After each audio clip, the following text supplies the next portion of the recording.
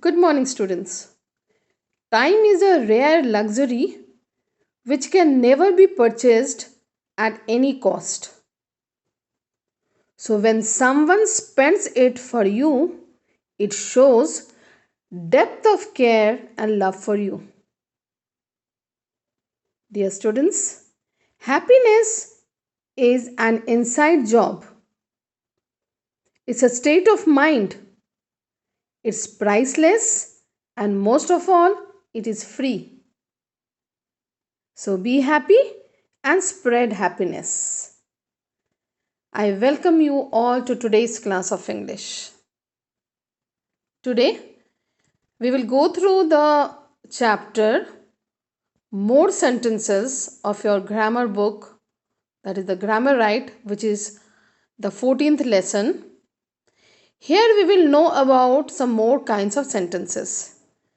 As you can see the notes written on the whiteboard,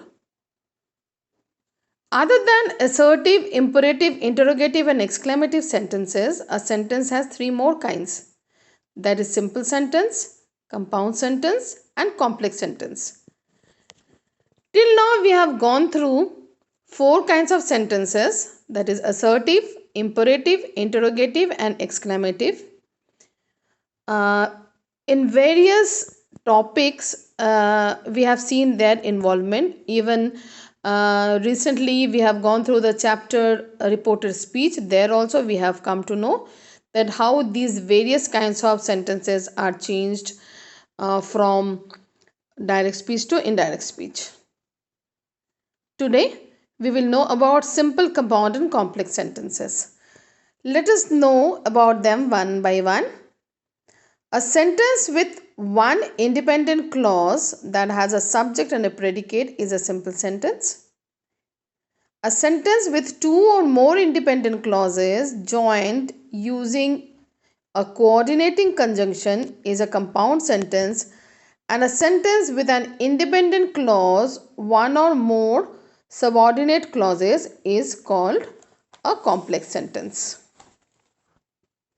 So these definitions will help you a lot to identify each kind of sentences, and it will also help you when you are asked to convert the sentences from simple to compound, compound to simple, simple to complex, complex to simple or complex to compound sentences.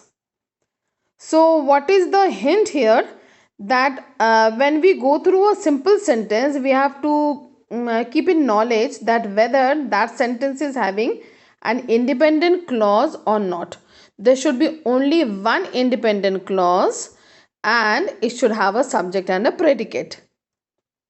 Generally, when we have gone through the chapter clause, we have learnt also that in clauses there are subject and predicates, and in an independent clause sometimes it gives complete sense, but still till it doesn't end with a full stop or a question mark or an exclamatory mark, it doesn't come in the category of a sentence. Another thing which is helpful to us, that is the compound sentences. Compound means compound words also we have learnt, which are separately meaningful, and when they join together they give a different meaning. Like arm and chair. Arm means hand, chair means a chair where we used to sit, but when the armchair is joined, then it is a chair with arms. We know some chairs have arms also. Similarly, black is a color, board is a simple board. When blackboard is joined together, it becomes a blackboard on which your teachers write in the class.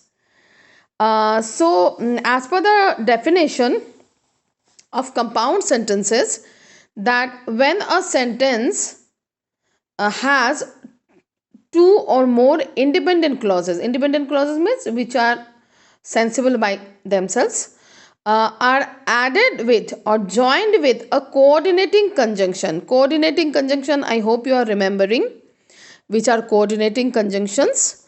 We have already done earlier that there are 7 coordinating conjunctions, that is for, nor, and, but, or, yet and so.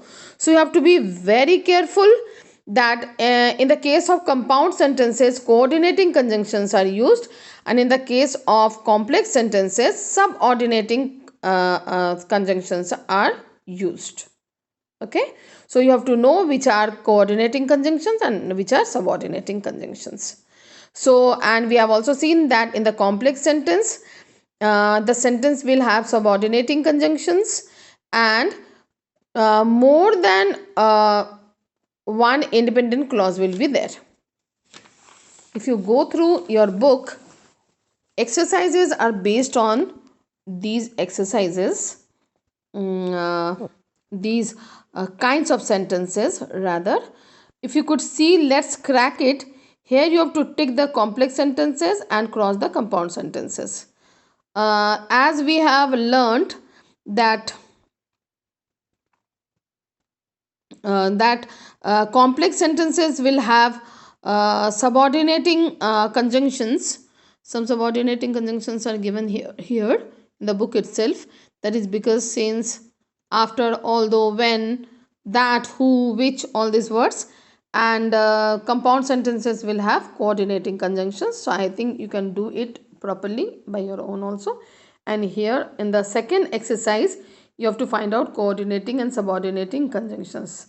Exercises have been solved for you, and then identify whether sentences are simple, compound, or complex.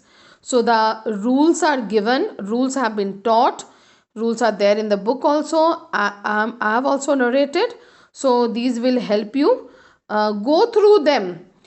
Because this simple, compound, and complex sentences are totally based on rules. These rules will only help you out to identify them or convert them. So the exercise C is also solved for you.